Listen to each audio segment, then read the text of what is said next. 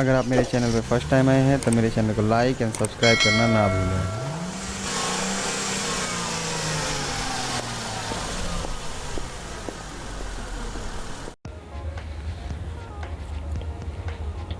आइए अब हम टॉपिक को आगे बढ़ाते हैं और अब जो हम टॉपिक समझने जा रहे हैं इसमें ग्लो प्लग सर्किट डायग्राम को हम समझेंगे। सबसे पहले हम ये समझते हैं कि ग्लो प्लग होता क्या है। डीजल वाहनों में शुरुआती दौर में इंजन को स्टार्ट करने के लिए कंबशन चैम्बर में अधिक तापमान नहीं बन पाता, जिसके कारण इंजन को स्टार्ट होने में असमर्थता महसूस होती है। उस समय पर कंबशन चैम्बर के तापमान को बढ़ाने के लिए ग्लो प्लग का उपयोग किया जाता है, जिसे हीटर प्लग के नाम से भी जाना जाता है। ये ग्लो प्लग अधिकतर तब काम करते हैं जब हम इग्निशन ऑन करते हैं एट अ फर्स्ट टाइम, यानी जब आप इग्निशन ऑन करेंगे तो कुछ समय के लिए ग्लो प्लग एक्टिवेट होगा, हीटिंग प्रोवाइड करेगा, देन कुछ समय के बाद वो कट ऑफ हो जाएगा। तो आइए इस टॉपिक को समझें। ग्लो प्लग के एक्टिवेशन के लिए इग्निशन ऑन होना अनिवार्य है, वो भी फर्स्ट टाइम, यानी पहली बार इग्निशन ऑन किया जा रहा है। आप एक बार इग्निशन ऑन करके रखेंगे, उसके बाद कुछ सेकंड के लिए ग्लो प्लग ऑन होगा, आफ्टर दैट वो बंद हो जाएगा। लेकिन अगर दोबारा आप इग्निशन ऑफ नहीं करते तो ग्लो प्लग दोबारा काम नहीं करेगा। इसके लिए आपको दोबारा से इग्निशन ऑफ करके ऑन करना होगा, यानी बार बार इग्निशन ऑन करने पर ही केवल ये कार्य करेगा। यदि हमें ग्लो प्लग की जांच करनी है तो उसके लिए हमने यहाँ पर कुछ डेटा दिया है कि ग्लो प्लग का जो रेजिस्टेंस है वो 0.1 से लेके 6 ओम्स तक होना चाहिए। इसके बीच में रेजिस्टेंस जो है वो देखने को मिल सकता है। आइए अब हम इसमें आगे सर्किट की जांच और उसके बारे में पढ़ना सीखें। ये जो बॉक्स आप देख रहे हैं ये हमारा ECM है। ये जो आप पार्ट देख रहे हैं 4, ये हमारे ग्लो प्लग्स हैं। ये जो आप देख रहे हैं बॉक्स, ये हमारा ग्लो प्लग रिले है। ये हमारी 12 वोल्ट की बैटरी है जिसे ऑलरेडी ग्राउंड किया गया है। तो आइए इसको आगे समझते हैं।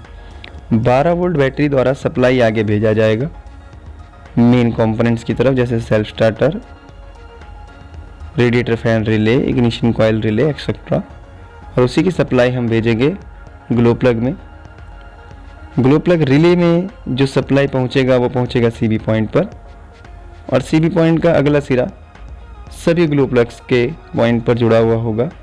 और ग्लो प्लग जिस पार्ट पर टाइट किए जाएंगे, यानी सिलेंडर हेड पर, जिसके बाद वह स्वयं ही ग्राउंड हो जाएंगे। अब बात करेंगे इसके एक्टिवेट होने पर। ECM 12 वोल्ट की सप्लाई को ग्लो प्लग के अंदर भेजेगा, जिससे यहाँ पर एक मैग्नेटिक फील्ड जनरेट होगी और ये आगे पहुँचेगा ECM के पास। ECM इसको ग्राउंड करेगा, यानी हमें ये पता चलता है कि ग्लो प्लग सर्किट डायग्राम को, यानी ग्लो प्लग सर्किट डायग्राम को एक्टिवेट करने के लिए, यानी यहाँ से जो 12 वोल्ट आई, फिर यहाँ से इधर इधर और यहाँ से ग्राउंड, इसको एक्टिवेट करने के लिए ECM ग्लो प्लग रिले को वोल्टेज यानी 12 वोल्ट सप्लाई और ग्राउंड दोनों ही देने का कार्य स्वयं कर रहा है। अब ये सबसे सरल और आसान तरीका है ये समझने का कि चारों ग्लो प्लग एक साथ कार्य कर रहे हैं। यहाँ पर ट्रांजिस्टर लगा हुआ है जो 12 वोल्ट की सप्लाई को जोड़ेगा। यहाँ पर ट्रांजिस्टर लगा हुआ है जो सर्किट को ग्राउंड करेगा। अब बात ये उठती है जिसको हमें जानना ज़रूरी है कि ECM को कैसे पता चलेगा कि ग्लो प्लग को एक्टिवेट करना है। देखिए, जब हम सेंसर्स की बात करते हैं तो हमें ये मालूम है कि हमारे वाहन में बहुत से सेंसर्स लगे हुए हैं जो ECM को इनपुट देने का कार्य करते हैं। किंतु हमारे एक वाहन में बहुत से स्विचेस भी लगे हुए हैं जो कि ECM को सिग्नल देने यानी संकेत देने का कार्य करते हैं, जिसमें हमारा इग्निशन स्विच भी आता है। इग्निशन स्विच के ऑन होते ही ECM को पता चल जाता है कि जो इग्निशन स्विच है वो ऑन किया गया है और वे आसानी से ग्लो प्लग के सर्किट को एक्टिवेट कर देता है 1 से 5 सेकंड के बीच के लिए। और इतने समय में जो हमारा ग्लो प्लग होता है वो एक निश्चित तापमान प्राप्त कर लेता है, जिसके कारण इंटरनल कंबशन इंजन के चैम्बर में पर्याप्त हीट बन जाती है और डीजल इंजन सरलता से स्टार्ट हो पाता है। अब इसमें हम आगे बात करेंगे कि यदि इसमें कोई ट्रबल शूटिंग आने वाली है, यानी हमें कुछ जांच करनी है, तो कैसे कर सकते हैं। मान लेते हैं कि ग्लो प्लग जो है वो काम नहीं कर रहे हैं।